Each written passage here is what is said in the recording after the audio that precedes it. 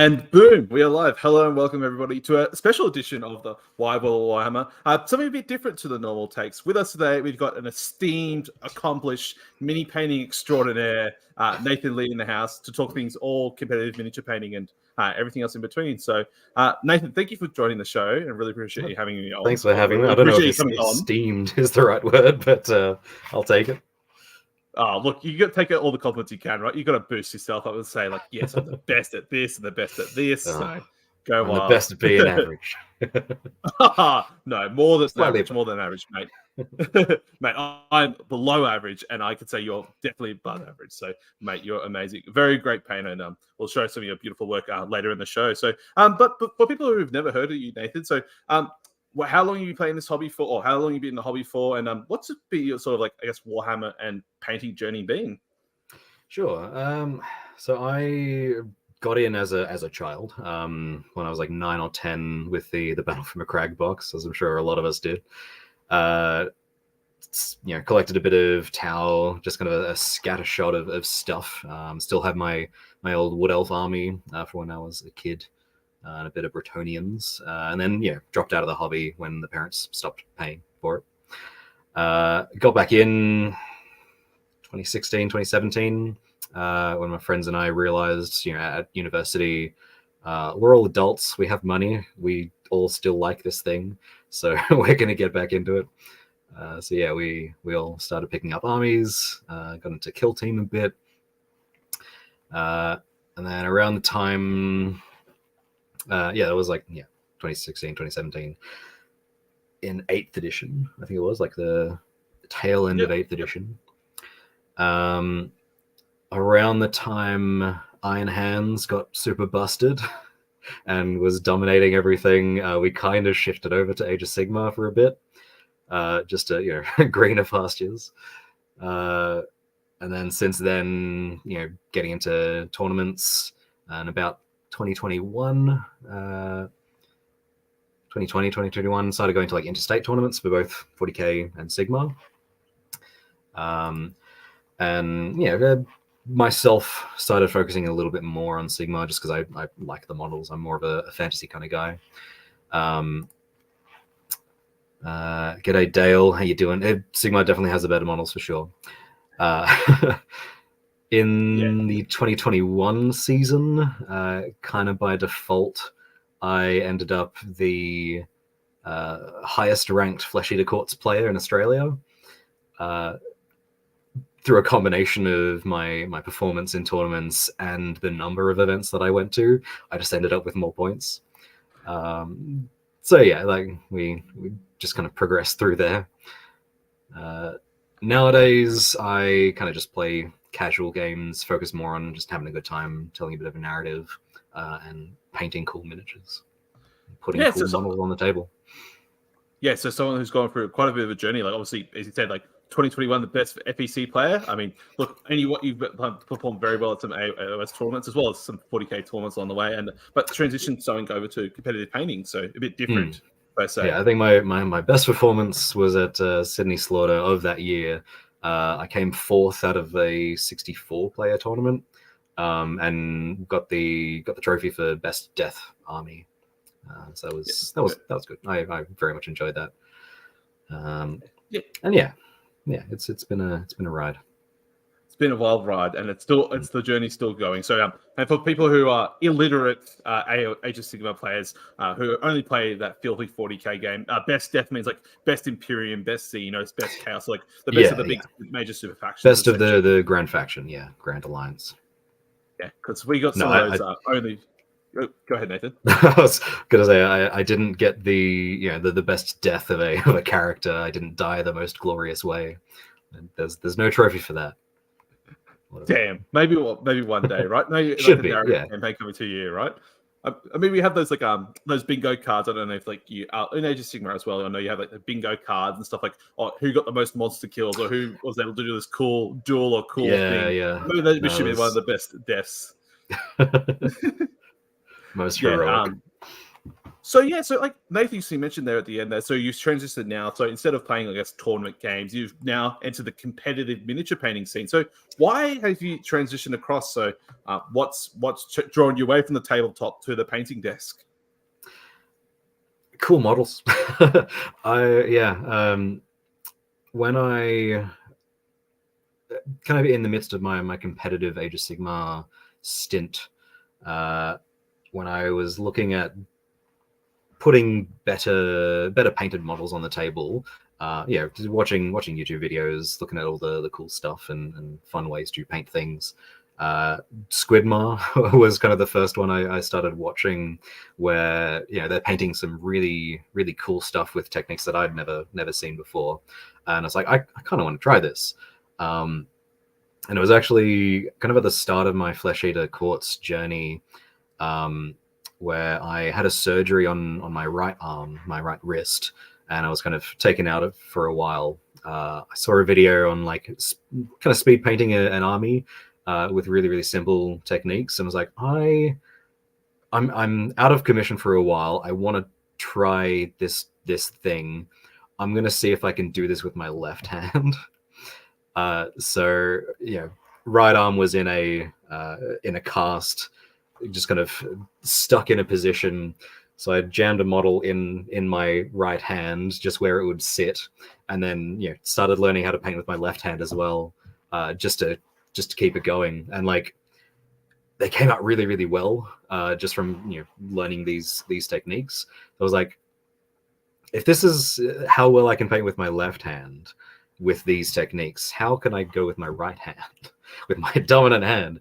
And it just kind of from there, watching other videos and just learning new techniques, just started focusing more and more on painting better miniatures, to the point where I'm here today painting really pretty good stuff.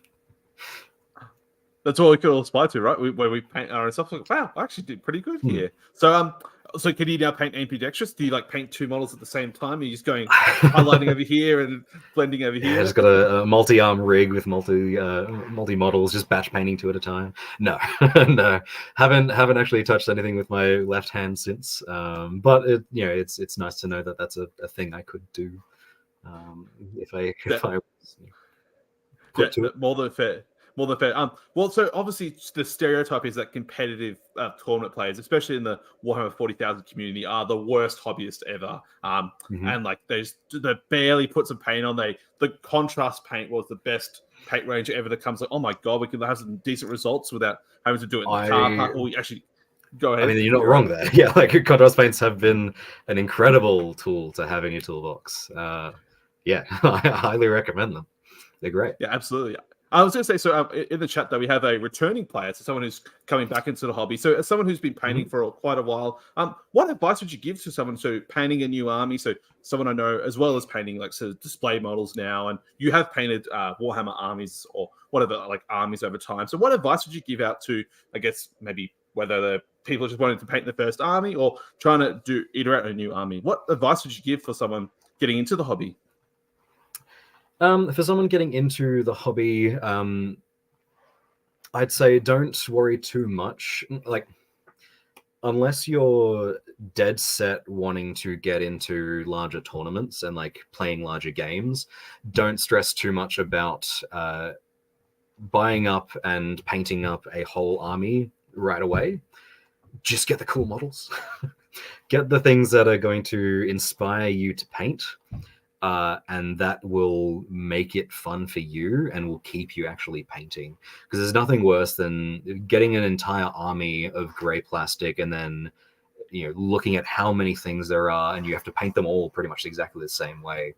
And doing that all at once is going to burn you out. So find the cool models. If you have a hankering to paint something else or try a different army, just get a cool model from that army and paint that thing, and then come back to your main larger project, your Black Templar army. Like cool models. Cool models are why we're here. Like it's the most important thing. Absolutely, absolutely. And as a continuing conversation for people who are just listening to audio ears, look, go back and check out the YouTube video. There'll be some slides of a recent competition Nathan entered of some very beautiful models that were on display this past weekend. So have a look at some pretty models and what people who put some time and effort in, maybe not just slap chop it up, can actually happen. So look, if slap chop's going to get you through an army, do that. It's completely fine. Absolutely. Absolutely. But yeah, not breaking it down, Lee. Yeah, paint a couple things. Batch paint like 5 dudes in a squad, and then yeah, paint something else to refresh yourself. Yeah, absolutely. So, for people who are unaware, so obviously you talked about before like army painting. So we just talked about army painting there for a while. So you obviously when you're playing for tournaments, you do a bunch of army painting. You're painting squads of stuff. But what's the difference between painting an army versus just painting like a couple of single figures and display pieces? Like, what is the main differences? Is it the type of model, or is it certain paints? Is it some unique Spanish water? I don't know. What's going It's on a there? Spanish water, definitely a Spanish water. Yeah. It comes from a Spanish tap. That's how you get it. No, like model wise, you can paint anything for display. It's entirely up to you how you want to present it. I'd say, in my opinion, there are a lot of differences. Army painting primarily is done for function, and you've got more of a focus on the ensemble as a whole. You can absolutely have a well painted army, but even a poorly painted army is going to look fantastic when it's all just like set out on the table. To some degree, and controversial point here, but people won't know the difference between a well painted army and a poorly painted army unless they've delved into miniature painting as like an art form. I play Custodes as my 40k army. And recently I had to paint up a few extra jet bikes for a small game. And I didn't realize that I had that game until about 2 hours before I had to jump in and play. So I smashed out those 2 jet bikes in about 45 minutes to an hour. Just painting some gold, some strategically placed red, black, and leather colors. Tiny bits of little bit of shading. They weren't finished to any degree, but when they sat next to the rest of my fully painted army, they fit in like a glove. And we're in a public area. People were stopping by and taking a look at them, and they were all like, "Wow, these look awesome. These look amazing." Yeah, people don't really know what they don't know. A similar kind of thing happened to a mutual friend of ours, Alex. He took his knights to a tournament, and we both know Alex. He's not a painter. His army was literally primed black. One of the shoulder pads on each of the knights was painted a color to denote its function in the army, and he had a little bit of gold trim, and that was it. He got those 10 points. It was a battle-ready army. The day of the tournament as well, he didn't have them based. Like, he just painted them up that morning. So he went out into the car park with a bit of super glue and just got random shit, just dirt and rocks and bits of bark, and just glued them onto the base. And he was done. He had a friend walking through that day who was like video calling their partner and showing their partner like all the cool armies and everything, all the different things on the tables, and she singled out Alex's army as like the coolest one there. And it's like, yeah, ignorance is bliss. You don't know what you don't know. You're painting an army for a game, for function, and people who don't know what miniature painting can be are going to think, yeah, regardless of how it's painted, it's cool. It's a cool thing. Yeah, like, yeah, I was kind of thinking about this before. Sorry, no, it's fair. Like, you're right. So, people like from the outside perspective, like, yes, army painted like cheaply and quickly, like where people who know it's like, oh, this has been done very quickly, like look, you got battle ready and stuff like that, but as you dive deeper, there's more and more to it. So obviously, when we look at some of those pretty models on display, there's like, holy cow, these are some very gorgeous models, and obviously a lot of time and effort and dedication have gone in. But and like people do recognize that. So like, what is the difference between, I guess, what I was trying to understand is like how much time and effort goes into painting something like of this standard on the photo we see compared to like, well, yeah, how much time does it actually invested? And like, is there anything non-traditional that we would see in a wargaming army painting sense, and we see in this display painting? Yeah. So again, like for display painting, you're almost painting for other painters. You're primarily painting for yourself to create an art form. So you're thinking about, you know, the lighting of the scene that you're trying to convey. You're thinking about the emotion that's portrayed, the other things in that scenario, that diorama. You're thinking about eye lines and sights and, like, you know, the optimum angle of viewing. There's as an art form to understand and like appreciate it fully, you do kind of have to have an understanding of the processes that go into it.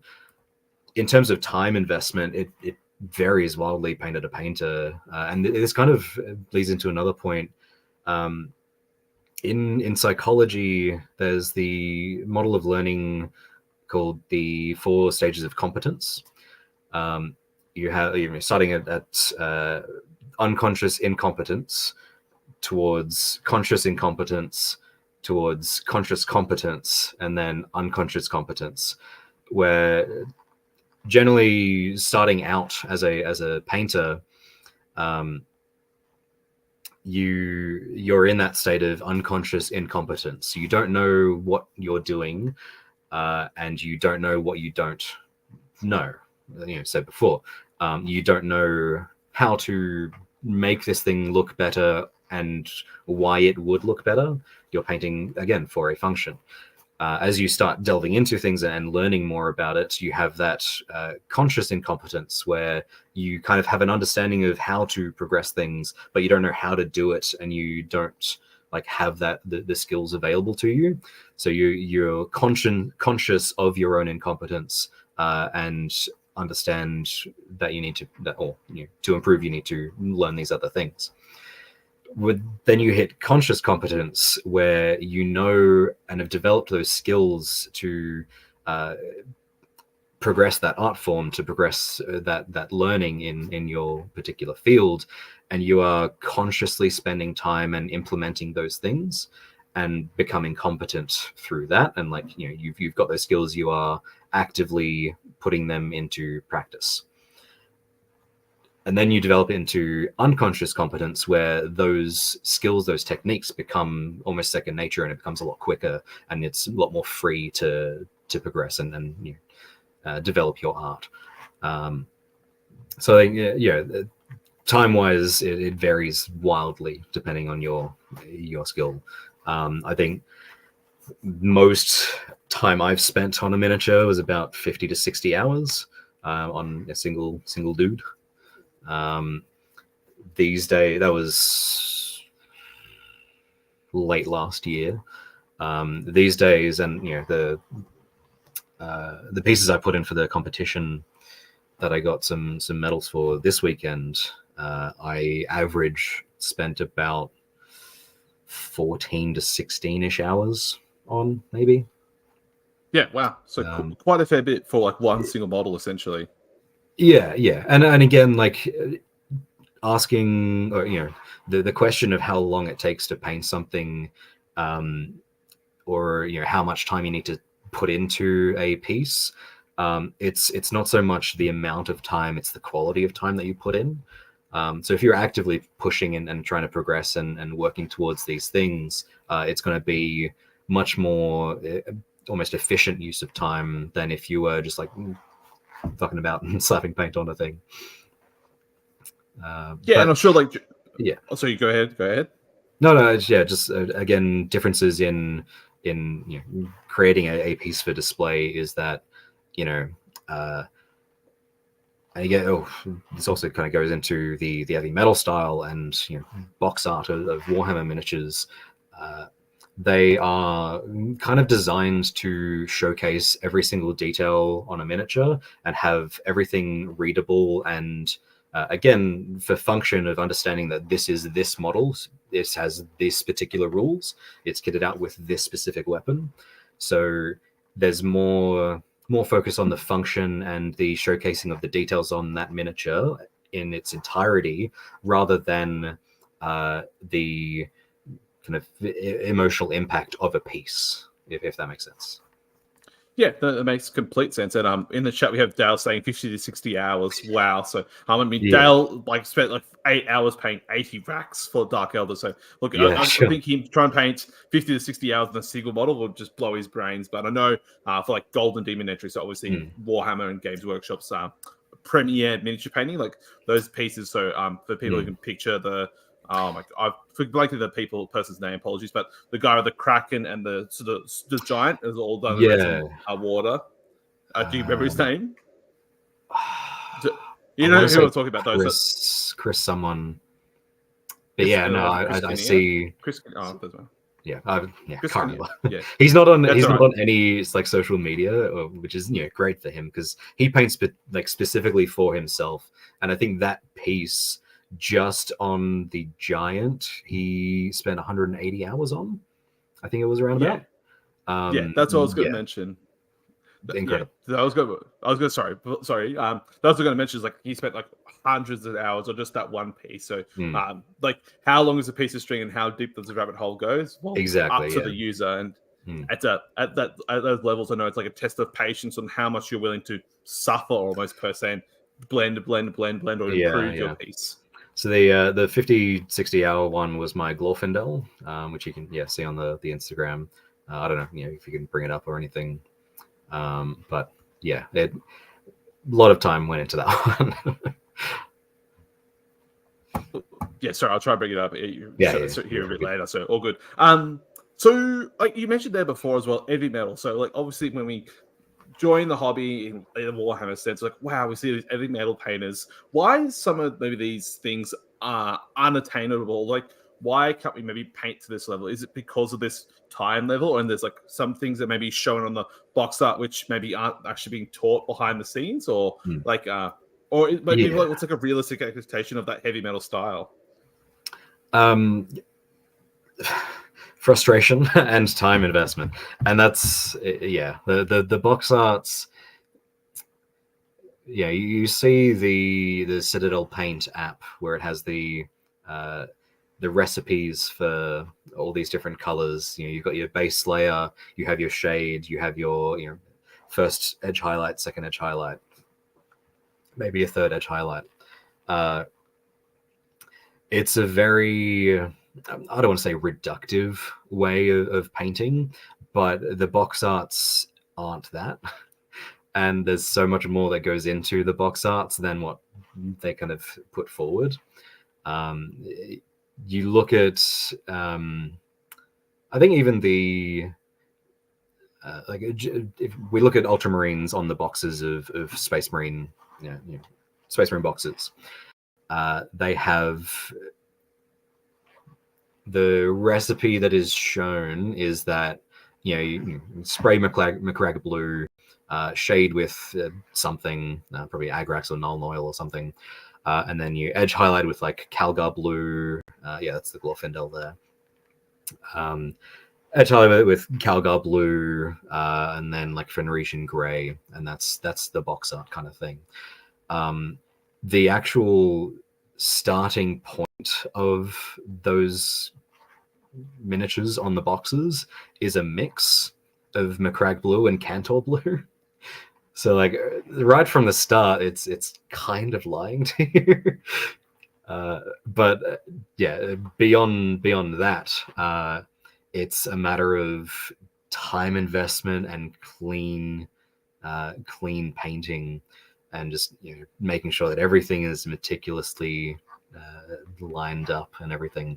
And to the credit of the heavy metal team, it is clean, and it is on the boxes. It's great. It's beautiful. It showcases all of the details on the miniature, which we were talking about before, everything is readable as an individual piece.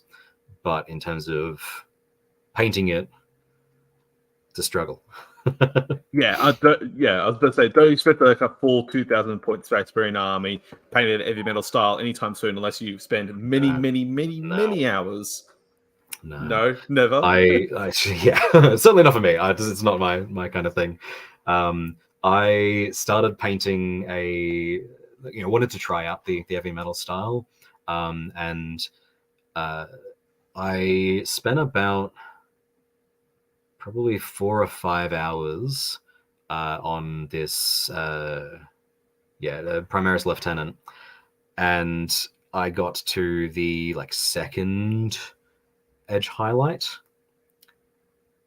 and halfway through I'm like, this is boring. This is tedious. It's just I get the effect that they're going for. It's not quite what I want to go for, so why would I do it? No, and it's just so much more work for something that you can, if for an army, get done in half the time for half the steps. And I was listening to the painting phase with Peachy a couple of days ago, and they were talking about the differences between the heavy metal painting team and Peachy's army painting team. And the heavy metal team, I think he said we're expected to paint a single model in about 3 days, 4 days, and that's full-time painting, 8 hours a day. Whereas the army painter, he would look at their recipes, the brief that they gave out, and skip half the steps to achieve a similar result in a half the time. And for an army, fantastic, good, done. Yeah, I think there was also mentioned on Cult of Paint. So the painting phase and the Cult of Paint are two dedicated hobby channels, so people are unaware. And the the heavy metal painter who painted Angron spent a month painting Angron. That's serious dedication. So much. That's something that's come up as well in a lot of the higher tier painting circles. Is that the more detail that's coming out on a miniature, the less they want to paint it, because there's less freedom in how they actually represent the piece, and there's less freedom in the kind of situations that they place them in and the scenes that they can create. And it's just a lot of effort, because each of those details has to be painted to those high standards, and it's just a lot of effort for relatively little payoff. So it's heavy metal's good because it'll teach you how to be clean, but as if you're looking to create a work of art, it's not quite something you want to strive for, I'd say. Yeah, sure. So something that always happen in the competition and tournament community is that after a tournament there are prizes. So you often win a box of minis or a cool gift voucher and stuff like that. But what are the prizes like for the competitive miniature painting community? Do you get a special coveted golden brush, or what's going on there? What sort of special prizes do you guys give out, and is it equivalent or very different to competitive tournament scene? Depends on the competition, really. Generally, from what I've seen, it's mainly if you again, different styles of tournaments and different ways of running those competitions. Sorry. So the common and, in my opinion, the better style of competition is the open style, where rather than having your first, second, third winners of different categories, you are judged on the quality of your work. So if your piece is worthy of a bronze medal, you get a bronze medal, and there's no limit to how many bronzes they can give out. Similarly, if your piece is worthy of a silver, it's worthy of a gold, and then you have the overall best in shows of people's choice, judges' choice, and the Medal wise, yeah, if you get a bronze, silver, gold, you get a representation of that. So whether it's an actual bronze medal or a gold medal, or it's just like a little certificate thing representing that, you get that. And then your best in shows will usually get a trophy kind of thing. Crimson Brush this year, when right at the end, there was a very big like prize giveaway for a lot of people. So if you got medals or you won a certain kind of category or challenge, you got a free thing, like a bust or a 75 mil figure of your choice. But yeah, it really depends on who's running it and what style of competition it is. Generally, the best prize that you get out of painting comps like these is the feedback, as kind of cliche as that is. Open style competitions are very very open. The feedback, the judging is very transparent, and you can go in and get feedback on your work and then take that back and progress and get better. So the only person you're really competing against is yourself and your previous works. So it's really good for benchmarking where you're at any given time. Yeah. No, that's great. So obviously you talked about the open system there, so very similar, I guess, to people honing back to high school or university, where you have like a rubric, and if you're like A, B, C tier, almost like that's your bronze, silver, gold, essentially.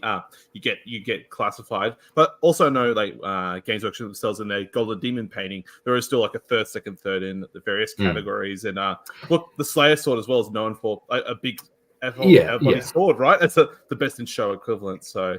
Yeah, that's the other style, is kind of Golden Demon. Golden Demon is a very specific kind of thing that has its own issues. But yeah, the first, second, thirds of each category, you can get whatever you get. The issue there is that if you don't get one of those three, kind of where are you in the scale of things? And it's kind of become an issue for a lot of painters where, or the competition itself, in that the quality of painter that attends things like Golden Demon are very much like on par, and they're the best of the best in the kind of stuff that they're doing. And when you only have 3 podium positions, it becomes a matter of who made the least mistakes. And or what is wrong with these models, rather than what is good about them and puts them in this category. So it's from my perspective, it kind of creates a little bit more of a toxic environment rather than a nice community building environment, where it's if there's only a first, second, third, you are hoping that the other people around you made a mistake. And they've screwed up somehow, and it's relying on them to be worse than you, rather than you trying to be better than yourself, or to be the best version of yourself. Yeah, sure, that makes sense. And you just hope maybe, I hope this person over here forgot to recess shade this one area and they made a mistake. But where in the open competition, you you don't do any harm in praising everyone else, I guess, in the whole sense of the best show, maybe, but otherwise you want everyone to do well and you encourage that community. Yeah. Well, yeah, with the best in show as well, the fact that you have the judges one, where they're there to figure out what is the best painted thing, or what evokes the best emotional response, or whatever their metrics are. That is absolutely something to strive for. And if you're going for that best in show, you're going to put in that effort and again, make yourself better, put your best foot forward.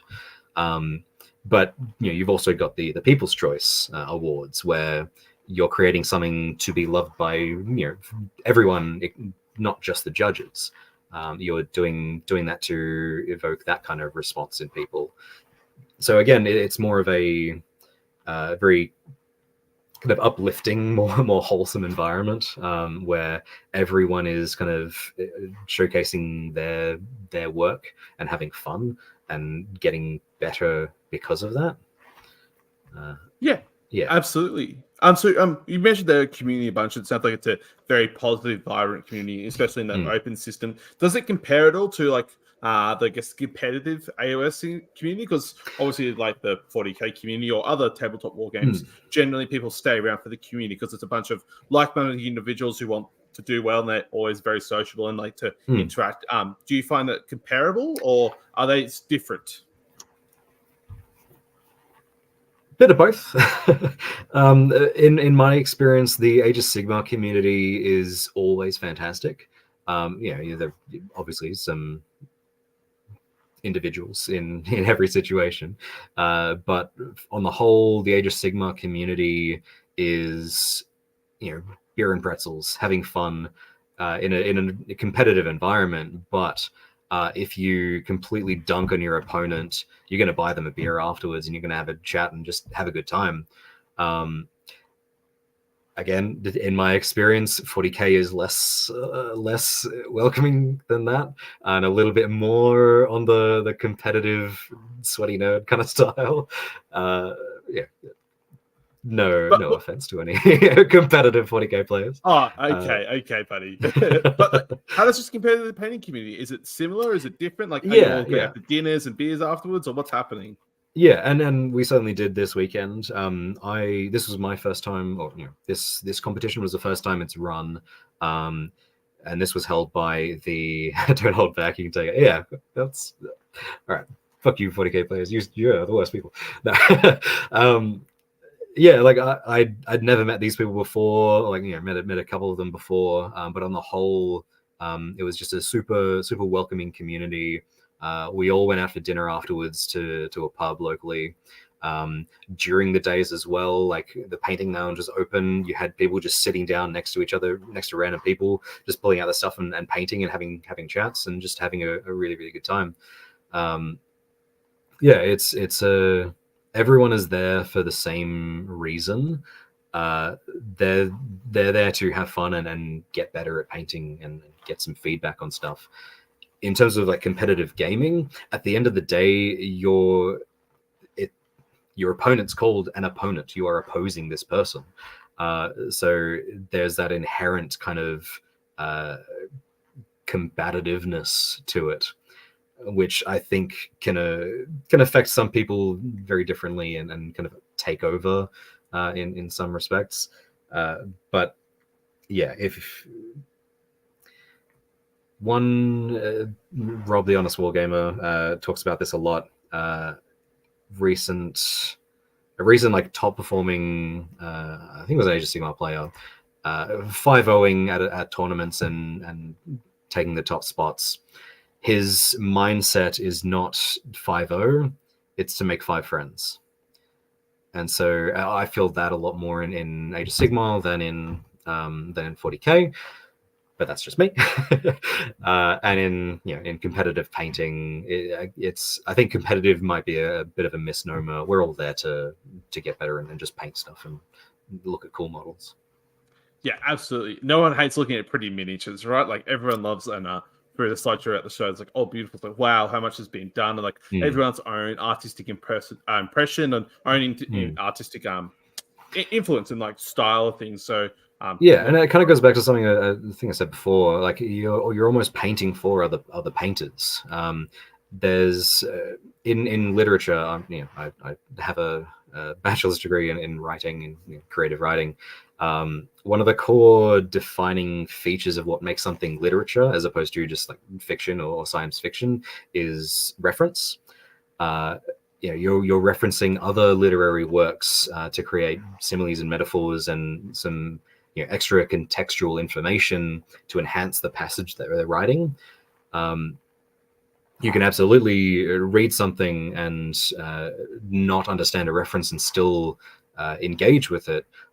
But if you don't understand that reference, if you had that contextual information, it'll hit much harder.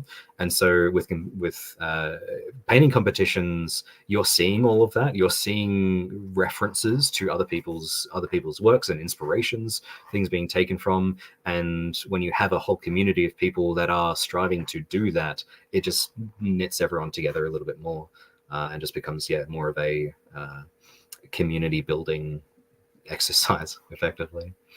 Yeah, sure. So you mentioned before there about getting feedback, and it sounds something to coaching, and like so people getting advice and feedback from professionals. It's obviously taking influence in the Age of Sigma and the 40K community. There's people whose entire or incomes are based upon coaching people to get better at these tabletop games. Is there a similar thing in the painting community? Very much so, and like you'll find all over the internet, people running Patreons and stuff for tuition and getting painting workshops, or holding painting workshops around the world. I think we both have done this maybe, but yeah, I had a weekend workshop with Meg Maples from Arcane Paintworks. She was a previous Privateer Press like army painter. And kind of the first person in Australia that I found almost like accessible to do painting workshops, and it's a really good way to again contextualize all of that information, but also give yourself a baseline understanding from a relative expert of where you're kind of sitting and what you need to do to improve. And I think working with Meg for that weekend, I'm not sure if humbling is the right word, but like before then, I was wanting to get better at painting, and I thought I was doing okay. And to sit down with someone and actually refine those skills and figure out that I don't know what I don't know, and you are exposing me to these things that I can then implement and progress my painting further. And there's absolutely nothing better than having someone actually sitting through with you and correcting your mistakes as they happen. Like YouTube is fantastic for exposing you to different techniques, but unless someone is showing you how to do a thing and then looking at the thing that you're doing alongside it and being like, you're getting there, but do this thing to to fix up and to refine your skills. It's invaluable. Yeah. So is it and is it generally like I guess coaching in like various styles, or is it, I guess what I'm trying to ask is do people specialize in various things, or is it more general as like get good at painting .com and there's 50 different people get good at painting, or is it people understand I think maybe specialize in basing, or people specialize in like some special blending, or even like using alternative paints like oils? So again, everyone works in their own way, and everyone does have their kind of own specialty. I think we can break that down into a few different aspects of general painting concepts, where a workshop will be done on specific techniques, like learning how to glaze properly, how to do underpainting, how to layer up and get smooth coverage, through to conceptual kind of workshops of going into color theory and what makes a composition work. On top of that, you do have like distinct painting styles in the world. You have your heavy metal style, which is a very like clean style, again to showcase all of the different details on the miniature. You have like a Polish style, which is more highly saturated colors and in your shadows and really vibrant kind of finishes, and a lot of cool work with color. You have the Spanish style, which is a very artistic interpretation of things, where you're, rather than creating just like completely smooth, perfect blends, you are using visible like brush strokes to create a sense of texture and depth to a piece. And it's more, I find the Spanish style is a little bit more centered on like realism and representing that through that kind of stylistic influence. So through all of that, you have many people teaching specific aspects of all of those different things, and so you can, these days you can kind of throw a stone and hit a miniature painting teacher, but there are absolutely some standouts out there. Yeah, absolutely. And whatever field or area you want to study, like, I'm sure there's a painting extraordinaire for you, and the coaching is available. So, but you mentioned there before about like the Polish scene and the Spanish scene being different. What's the Aussie painting meta like? You know, we talk about all these competitive tournaments, about how you have the Australian meta, the UK meta, obviously the UK meta being the heavy metal style. What's the Australian painting meta like, and is it like a trending meta? Yeah, that's a really, really good question, because it is growing so fast and it's pulling from all of these different styles to kind of create its own thing. Like I don't think I can define it at the moment, because it is such an amalgamation of different styles. And that might be the Australian style. Historically, Australia's always been that melting pot of cultures, so it makes sense that is progressing into miniature painting as well. Like it's huge. Like, we're even talking about it at the competition this weekend. We had genuinely the best painters in Australia hanging out and just all interacting and talking. Excuse me. And they were even saying that we're all just trying to grow as painters, and we are kind of in an exponential growth point, because even for a lot of the people that went to the Guilds Inn competition this weekend were at Crimson Brush, and so immediately you can see the progression in skill from 6 months ago to now, and the fact that has happened in such a quick time. It's hard to predict where we're actually going to be in any stretch of time.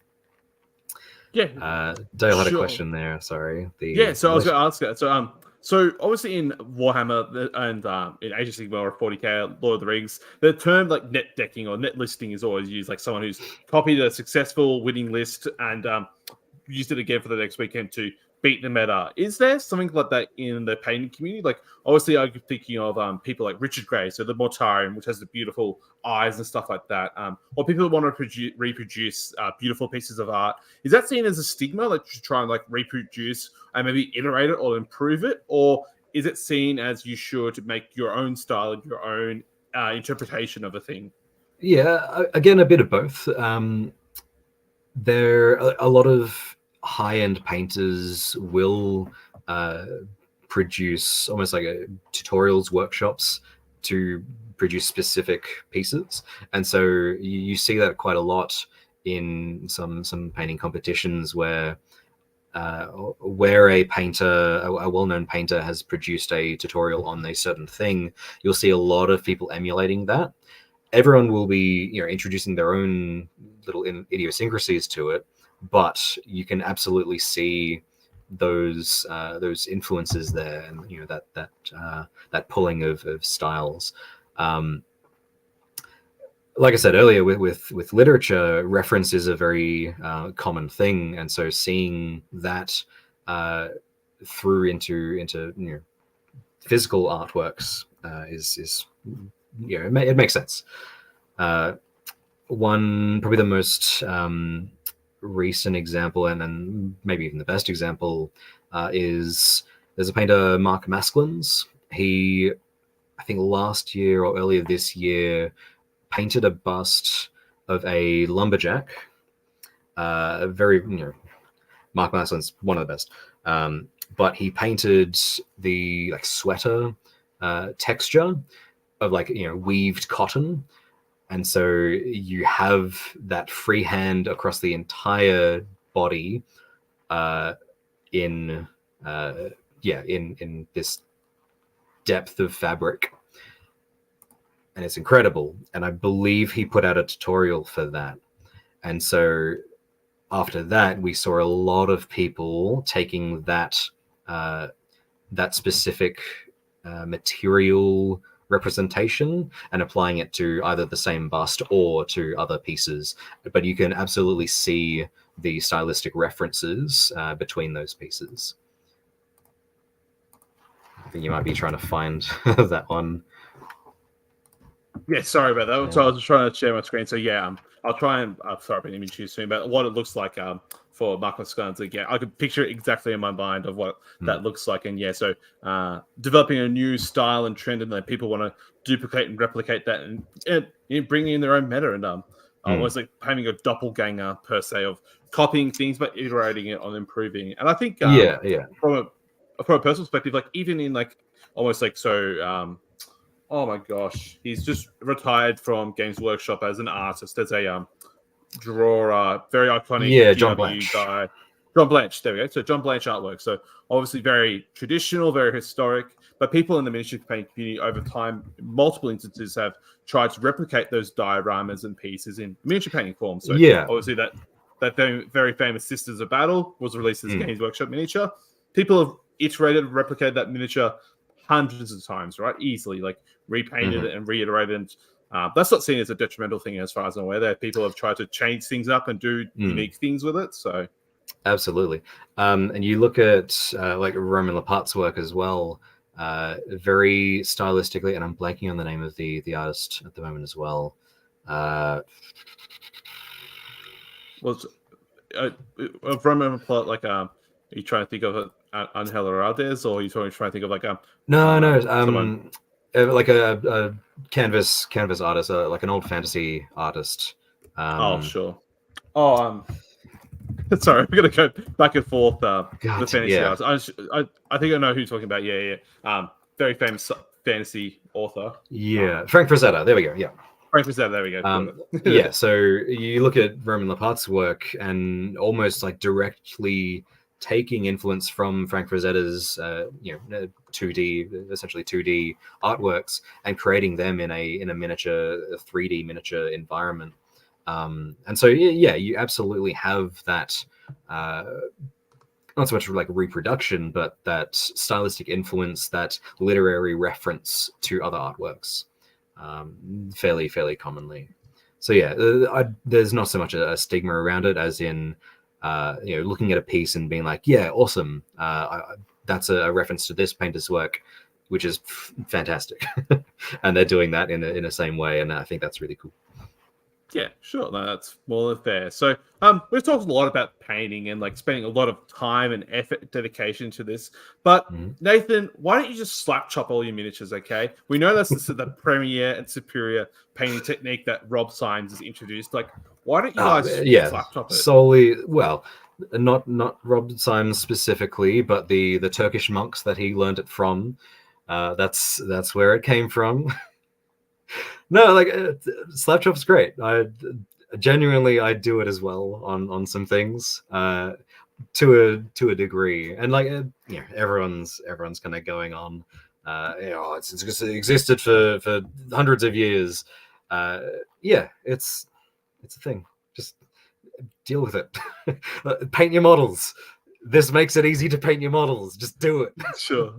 So for people who are listening who are maybe tournament players or people who want to improve their painting technique and painting level, what advice would you give to someone who maybe wants to improve their painting? I think the first thing to learn that will absolutely kickstart your your higher level painting journey is volumetrics, which is looking at the entire physical volume of different shapes in a piece. So like if you look at my hand, like we have cylinders and cubes effectively, and like learning how to recognize all those different shapes in different pieces and how those basic shapes interact with light will increase your contextual understanding of where this model is and where to paint effectively, like where to put your highlights, where to create shadows. So yeah, I'd say the first thing to learn is volumes.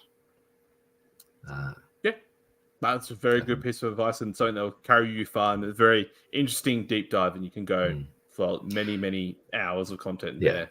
That and just look at cool models. Look beyond the scale that you're painting. Like essentially, look beyond Warhammer. the miniature painting universe is far and wide, incredibly diverse. So look at other things, find what resonates with you, and give it a go. What do you mean there's other things? What do you mean there's other things in James' workshop and everything that is great from Citadel Miniatures? I don't know. That's blasphemy. You've heard of Shatterpoint, right? What? Never. This is not a Star Wars podcast, okay? Oh, sorry. All good, all good. So, before we wrap things up, so is there any content creators that you recommend people follow who maybe want to improve their army painting or painting in general, like that you recommend, other than yourself, of course, which we will have links in the description below for you to people to follow and give some many Instagram likes and stuff? Yeah, I would say Vincey V, of course, as a really good starting point. His presentation of different concepts is very dry, but like in an informative and entertaining way. So Vincey V is really good to start learning different techniques and different concepts. Juan Hidalgo, if you want to learn slap chop plus.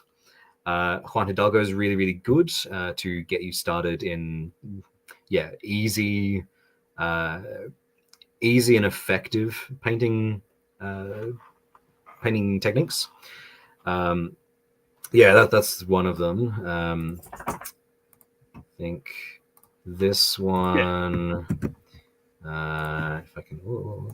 That's right. Sorry, I'll want some other. So it's right. I'll so I'm just showing on screen for you to run away what the market glance the sweater looks like and how people use that. Sorry, I'm a bit delayed, but hopefully it's relevant. So who are some other content creators? Yes, Juan Hidalgo, Marco Frazzoni is really good as well. I would say Squidmar. I would definitely say Squidmar, but like his earlier, like almost like educational videos. Recently, he's playing the YouTube game. All power to him, but it's more entertainment rather than painting learning. I think Vincey V, Juan Hidalgo. Jose Da Vinci, definitely. Incredible painter. Recently got a Golden Demon. His videos are really informative. They are all in Spanish, but it's very well subtitled. So you can learn a lot from Jose Da Vinci. 100%. Oh, there you go. There's the key guide, and next thing you know, you'll be winning your best army painted as well as the crushing the next guilds in painting competition. My other recommendation is just enter painting competitions. Just do it. Push yourself to finish a single entry. Do the work, have fun with it, and just put it in for a competition as a deadline, but also as like a point of feedback and again benchmark of where you're at, and that will help you progress. Beautiful. So as we wrap things up, Nathan, any final shout outs or plugs you want to have for the people who are listening? Watch me on Twitch. Big Deno as well on Twitch. Pillar of the Australian painting community. Very, very brutal in his delivery of feedback, but also very, very informative and an incredible painter. Shout out to the Canberra Display Painters Guild and the Sydney Display Painters Guild, depending where you are in Australia. Really good places to meet other painters and work together to better yourselves. I think that's shout out to you for having me on the podcast.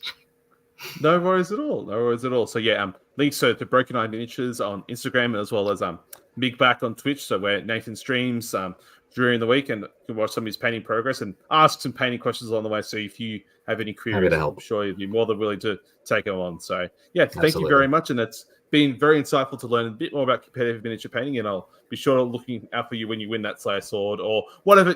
You just go to oh my gosh, what's that big painting competition in Italy? Monte Sansevino. Monte Sansevino. So go win Monte Sansevino. Be best show there easily. Absolutely, we're working on it. We're working on it. So thank you very much, Nathan, and thanks everyone for listening. Have a great night and take care. Bye bye.